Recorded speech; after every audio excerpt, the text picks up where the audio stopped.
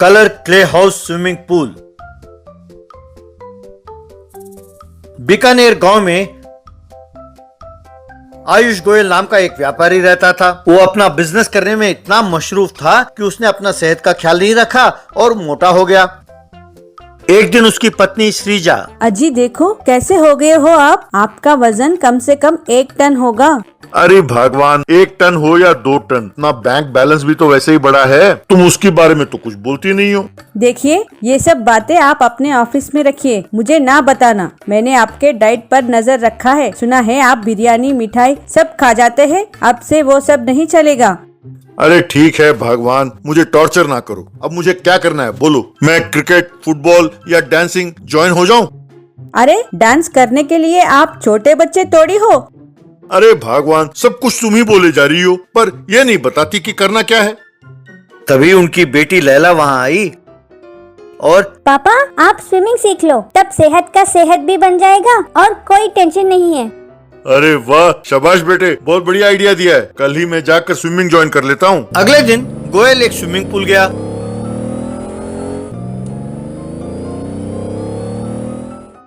वहाँ उसने बिजनेसमैन देवेंद्र को स्विमिंग पूल के ओनर रितेश से बात करते हुए सुना। क्यों रितेश, मेरे पैसे कब लौटा रहे हो? वैसे तुम्हें याद है ना कि तुमने मुझसे उधार लिया था। भैया कुछ दिन ठहर जाओ, मैंने इस स्विमिंग पूल को बिक्री के लिए रखा है। अगर ये बिक जाए तो तुम्हारे पैसे सूद समेत लौटा दूंगा। अरे इसके लिए इतना परेशान क्यों होते हो? तुम ये स्विमिंग पूल मुझे बेच दो, मैं तुम्हें पैसे देता हूँ।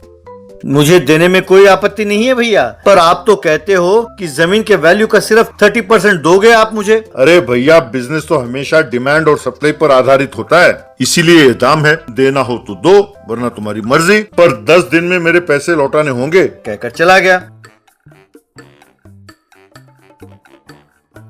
तब रितेश से गोयल, क्यों भैया, क्या परेशानी है? स्विमिंग नहीं सिखा रहे हो क्या? सॉरी सर, ये स्विमिंग पूल बंद कर रहा हूँ, आप कहीं और जाकर ट्राई कर लीजिए। अरे ये क्या, एकदम गांव के सेंटर में है और काफी लाभ भी है, और तुम कहते हो कि तुम ये बिजनेस बंद करना चाहते हो? पता नहीं सर आपको क्या लगता है, पर मुझे तो ये बिजनेस दिन में तारे दिखाते हैं। यही तो आजकल के यूथ का प्रॉब्लम है। देखो बेटा, बिजनेस को बिजनेस की तरह चलाना चाहिए। अब स्विमिंग पूल के पास एक छोटा सा कैंटीन चलाओगे तो स्विमिंग पूल के साथ साथ कैंटीन की भी तो कमाई होगी। सर आइडिया तो आपका बहुत अच्छा है, अब मैं उस हाल में नहीं हूँ कि ये सब अमल कर सकूं। ऊपर से वो देवेंद्र अच्छा आदमी नहीं है सर। अरे मैं उस कमीने को क्यों नहीं जानता। सुनो, एक काम करो, 1 हफ्ते के लिए तुम यहाँ ना आना, मैं तुम्हें दिखाता हूँ पैसे कैसे कमाते हैं। सब कुछ खत्म हो गया सर, आप जो करना चाहते हैं कीजिए, कहकर चला गया। 1 हफ्ते बाद जब रितेश वहां पर लौटा तो उसने देखा कि गोयल ने स्विमिंग पूल के पास एक कलर क्ले हाउस का निर्माण किया और उसमें कैंटीन चला रहा था। इतना ही नहीं, उस स्विमिंग पूल में काफी लोग थे। रितेश गोयल के पास गया और सर आप तो महान हैं, इतने कम समय में आपने ये कलर क्ले हाउस बनाया और कैंटीन चला रहे हैं। सर मैं आपके पैसे कैसे दूंगा, मेरे समझ में नहीं आता। अरे टेंशन ना लो, ये मैंने मिट्टी का बनाया है, ज्यादा पैसे खर्च नहीं हुए, लेकिन बहुत मजबूत है। अभी धीरे धीरे लोग स्विमिंग करने आ रहे हैं यहाँ पर। कैसा लगा मेरा आइडिया? सर बहुत बढ़िया है सर, आज मैंने आपसे बहुत कुछ सीखा है। तभी देवेंद्र वहां आया। क्यों रितेश, कहते थे पैसे नहीं है, लेकिन बहुत बढ़िया कलरफुल क्ले हाउस बनाया है। अब मैं और नहीं रुकने वाला, चुपचाप मेरे पैसे लौटा दो, नहीं तो मेरे आदमी आएंगे, सोच लो। अरे देवेंद्र, वो सब छोड़ो, शाम को मेरे दफ्तर आकर पैसे ले जाना। दोबारा तुम इस स्विमिंग पूल के पास नजर आए तो तुम जानते ही हो मैं क्या कर सकता हूँ। अरे जानता हूँ भैया, जानता हूँ, शाम को आकर मैं पैसे लेके जाऊंगा। मैं चलता हूँ भैया, कहकर चला गया।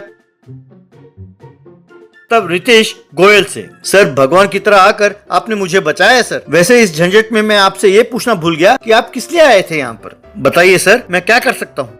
अरे कुछ नहीं बेटा, तुम मुझे स्विमिंग सिखाओ और तुम्हारी तरह दुबला पतला बना दो, बस। अरे कमाल है सर, आपने ये कलर क्ले हाउस बनाकर मुझे बचाया। आपको स्लिम एंड ट्रिम बनाने की जिम्मेदारी मेरी है। उस दिन से colour clay house swimming pool खूब मशहूर हो गया और बिजी हो गया। गोयल भी वहां स्विमिंग सीखने लगा।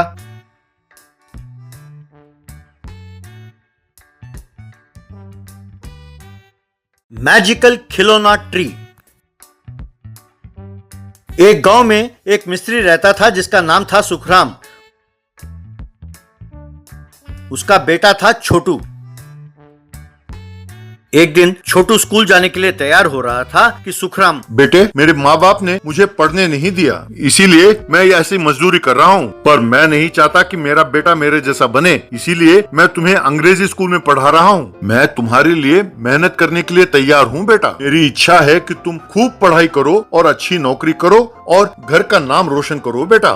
पर छोटू का ध्यान कहीं और था। क्यों बेटे, मैं जो कह रहा हूँ तुम सुन भी रहे हो या तुम्हारा ध्यान कहीं और है? तब छोटू बुदबुदाता हुआ, अरे हाँ बापू, ये तो रोज का रोना है। सुन सुन कर कान पक गए हैं। हाँ ठीक है, तुम काम पर जाओ, मैं स्कूल जाता हूँ। ठीक है बेटे, ध्यान से जाओ और ध्यान से लौटाना। किसी से झगड़ा वगड़ा नहीं करना, मन लगा कर पढ़ना बेटा। कहकर काम पर चला गया। सुखराम यूं साइकिल में जा रहा था कि रास्ते में छोटू के स्कूल टीचर ने उसे रोका। सुखराम जी, क्या बात है? आपका बेटा छोटू 4 दिन से स्कूल नहीं आ रहा। उसे क्या हो गया? उसकी तबीयत खराब है क्या, या घर में कोई और परेशानी है? ये क्या सर, वो तो हर रोज स्कूल जाता है। आज भी मैं उसे स्कूल भेज कर ही आ रहा हूँ। वो स्कूल गया और मैं काम पर चला आया। रुकिए, मैं पता लगाता हूँ कि वो हर रोज स्कूल जाने के बजाय कहाँ जाता है और क्या करता है। कहकर साइकिल को मोड़ा और घर की ओर चल पड़ा। छोटू कंधे पे स्कूल का बैग लटकाते हुए स्कूल जाने के बजाय किसी और रास्ते पर जा रहा था। सुखराम उसका पीछा करने लगा।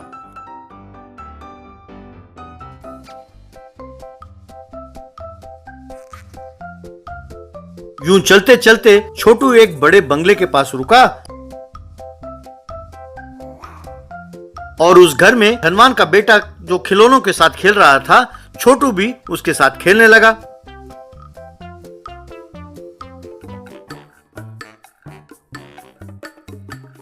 सुखराम ने छोटू को 4 थप्पड़ मारे। चोरे गधे, हर रोज स्कूल जाने के बजाय यहाँ आकर बैठकर खेलते रहते हो और शाम को घर लौटते हो। तुम्हारे लिए मैं मेहनत करके खूब पैसे कमाकर हजारों रुपए खर्च करके तुम्हारा स्कूल फीस भर रहा हूँ और तुम हो कि यहाँ पर खेल रहे हो। अरे ये लोग तो धनवान हैं, इनके पास पैसे हैं, पर हम तो धनवान नहीं है ना बेटे, हम गरीब हैं। ये बात नहीं है बापू। स्कूल में क्ले टॉयज बनाने का प्रोजेक्ट दिया था। मैंने आपसे पूछा था तो आप सोच रहे थे कि मैं खेलने के लिए मांग रहा हूँ। आपने खरीद के नहीं दिया और स्कूल में मुझे सजा देते हैं। इसीलिए स्कूल छोड़कर रोज यहाँ आकर इसके साथ खेलूंगा। तो इसने कहा कि ये मुझे एक खिलौना देगा, इसीलिए मैं यहाँ आ रहा हूँ। एक तो स्कूल नहीं गए, पर से मुझसे झूठ बोलते हो। कहकर और थप्पड़ मारा। छोटू रोने लगा। रोते हुए छोटू को साइकिल पर बिठाकर उसे स्कूल तक ले गया और वहां छोड़ते हुए, अगर दोबारा स्कूल नहीं गए, पता चला तो तुम्हारे खाल उधेड़ दूंगा। कहकर चला गया। अरे बापू समझता ही नहीं है कि मैं क्या कह रहा हूँ। स्कूल में टॉय प्रोजेक्ट सबमिट करने के लिए कहते हैं, बापू खरीद कर देगा नहीं। तो मैंने सोचा कि चलो खुद की कुछ बंदोबस्त करते हैं और यहाँ आकर खेलने लगा और मुझे ही मारने लगे। ऐसे पढ़ाई करने से तो अच्छा घर से भाग जाना है। कहकर स्कूल से भाग गया।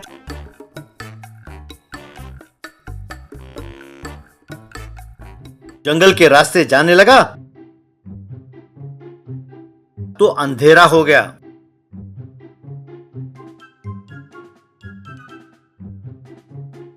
वो एक पेड़ के नीचे लेट गया।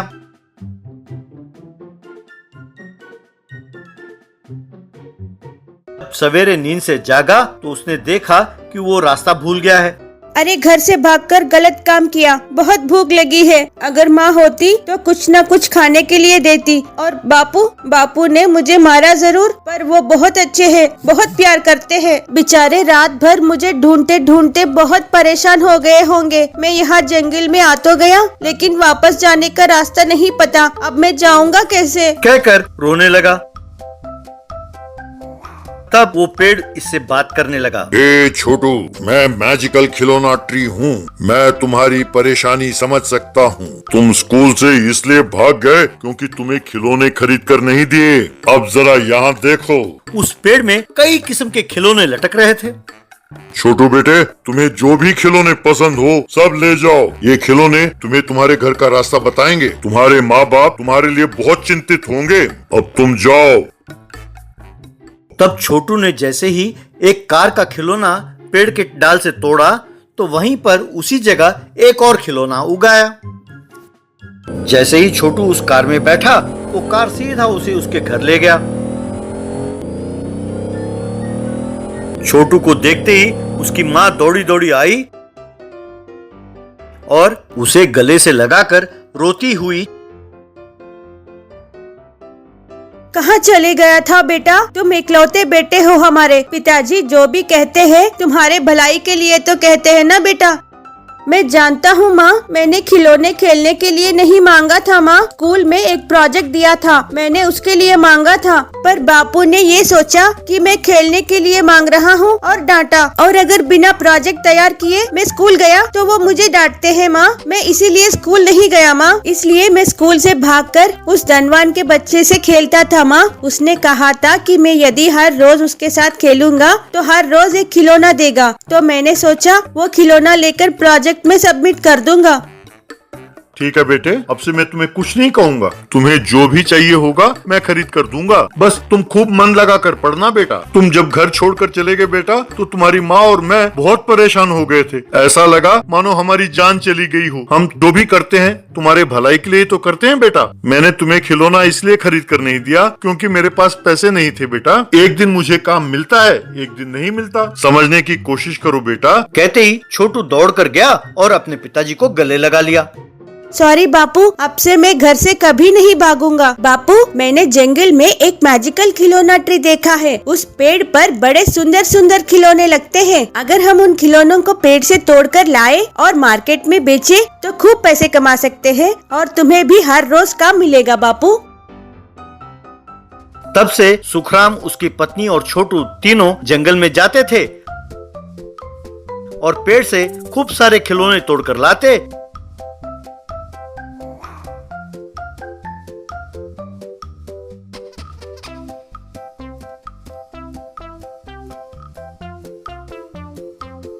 और बाजार में बेचकर खूब सारे पैसे कमाते हुए खुशी खुशी जी रहे थे।